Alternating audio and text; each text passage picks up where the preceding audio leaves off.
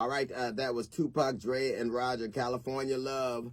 A Supreme Court justice, of course, retiring and prompting questions about whether President Biden will keep his promise. And it was, in fact, a promise that he would put a black woman on the Supreme Court. He has said that he would.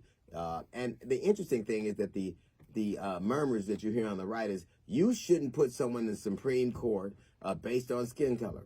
The Supreme Court has always been based on skin color. It was the province of white men. Don't tell me you shouldn't put somebody on the Supreme Court based on skin color when Clarence Thomas is exactly that.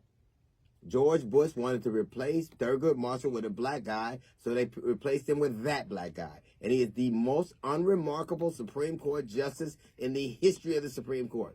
He has made virtually no rulings, minor or major. Matter of fact, he's uttered very few words. If Clarence Thomas didn't take his pictures with the Supreme, they would think he was the janitor of the photobomb.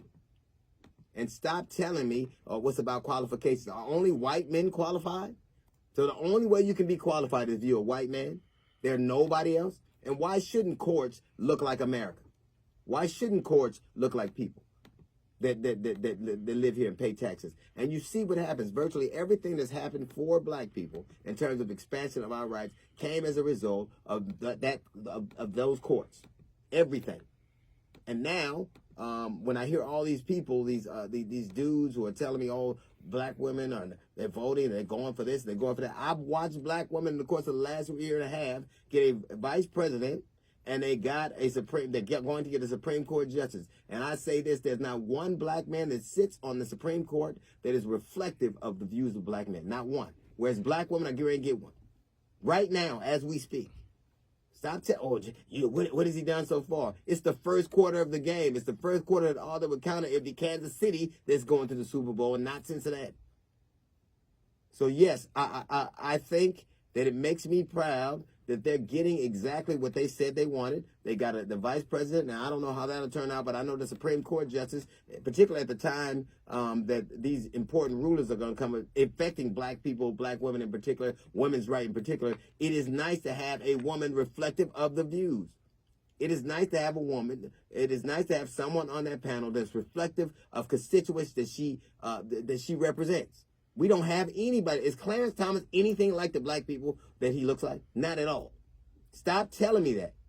And the courts is how everything happens. If they strike down Roe versus Wade, they know Roe versus Wade. It is most people in America do not want that to happen, but they'll do what they want because the court is what it's all about. And it should be reflective of the American people.